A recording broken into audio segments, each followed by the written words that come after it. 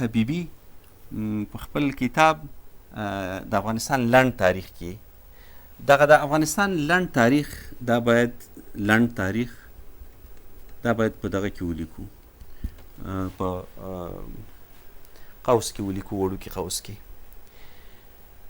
یا موږ په قوس کې دغه هم کارو. اوس یو نوی دود دی، دوه رقمه موږ ماخذونه کارو په دغه کې، په متن کې، چې یو کله چې وروستي ماخذونه موږ کارو په اخره کې چې موږ کوم ماخذ کارولی دی، مثلا 14 ماخذ 14 کتاب زمونږ چې هلته په ماخذونو کې دی، د 14 کتاب ټکی یې داسې ورکوو، د 25 مخ نه موږ استفاده کړې ده. دا دغسې اوس موږ لیکو. دا یوه طریقه د ماخذونو د استعمال ده. اوس یوه بله دغه نوی سیستم چې دی د ای پی ای سیستم ورته وایي.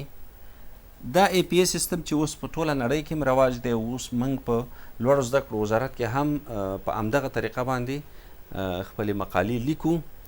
نو د هغې طریقه داسې ده چې مثلا موږ وایو چې یو لیکوال دی عبدالحی حبیبي، مثلا همدغه لنډ تاریخ دی عبدالحی حبیبي.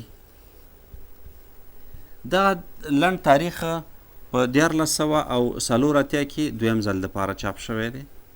موږ د دې چاپ نه استفاده کړې ده. دا د کتاب په متن کې ذکر کوو. موږ لیکو چې حبیبي ټکی ورکوو یا کامه دواړه دلته دغه شته دی، موږ داسې دا دواړه کارو. حبیبي 1480 په ځینو کتابونو کې چې تاسو دا ماخذ داسې ګورئ یا داسې ګورئ، دا دواړه په قوسینو کې ذکر دی، او دا دواړه اوسه پورې مروجې طریقې دي زموږ په مجلو کې چې د لوړو زده کړو په چوکاټ کې چاپیږي. تر ډیره پورې د څو کلونو نه را په دې خوا د ماخذ دا ډول لغو، لکه کتاب شمیره د ماخذ او د کتاب د نوم او بخی د صفحه.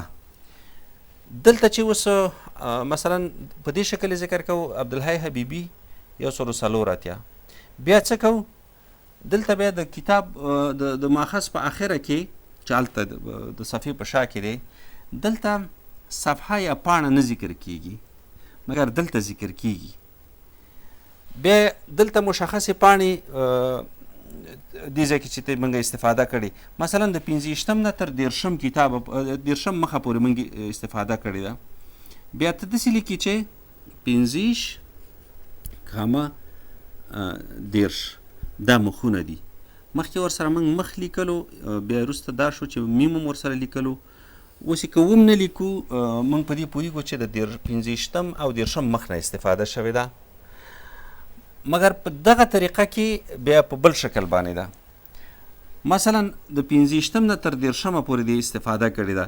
دلته به داسې لیکي د کتاب په آخره کې، د ماخذ په آخره کې، چې د 25 نه تر 13 پورې، یعنی کېدای شي چې د 26 صفحې نه د استفاده کړي، د 28 نه دي کړي، د 28 نه دي کړي، 29 نه دي کړي او د 13 نه دي کړي. په دې شکل باندې دغه ماخذ ذکر کیږي.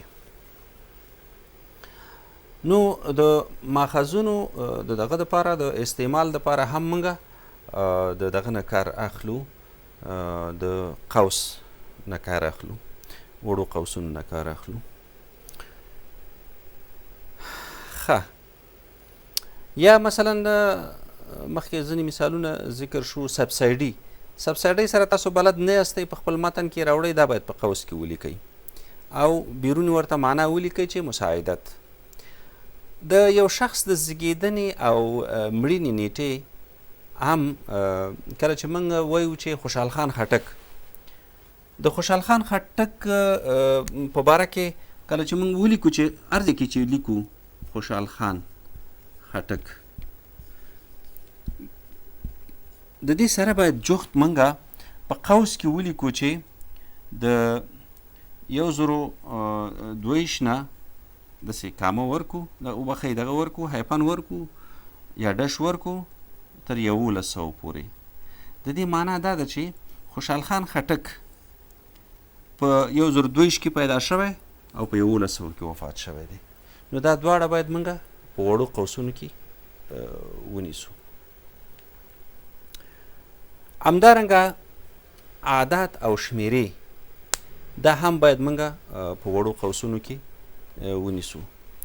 لکه مخکې چې موږ ترمنځ یې کامې ورکولې یا ترمنځ هم دغه ورکول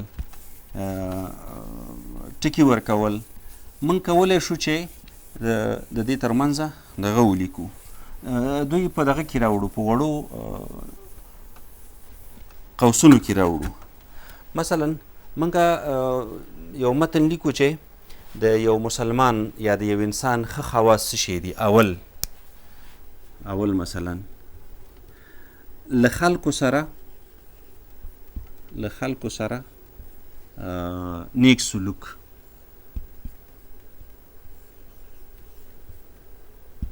دوم دا شی، دریم دا شی، څلورم دا شی، او ټول یې دغه چې دي په دې شکل باندې ولیکو.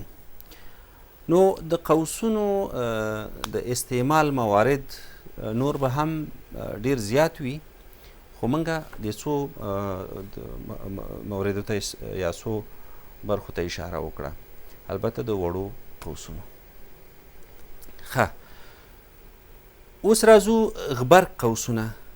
غبرګ قوسونه کوم قوسونه دي یا غبرګې لیندکۍ؟ دا په غبرګه بڼه راوړل کیږي چې په دغو ځمکو کې کاریږي. مثلا مستقیم یا مخامخ نقل قول نه مخامخ نقل قولونه دا په غبرګو لیندکیو کې نیول کیږي. مثلا موږ د یو چا نه یو نقل قول را اخلو، موږ وایو چې مثلا د حدیث مفهوم دی. موږ وایو چې حضرت پیغمبر صلی الله علیه وسلم فرمایي، حضرت پیغمبر صلی الله علیه وسلم فرمایي. کله چې موږ وایو چې فرمایي، د دې ځای کې یوه شارحه. اوس غبرګ قوسونه شروع کیږي. کامل مسلمان هغه څوک دی چې بل مسلمان د ژبې او لاس د ضرر نه په امن کي. کامل مسلمان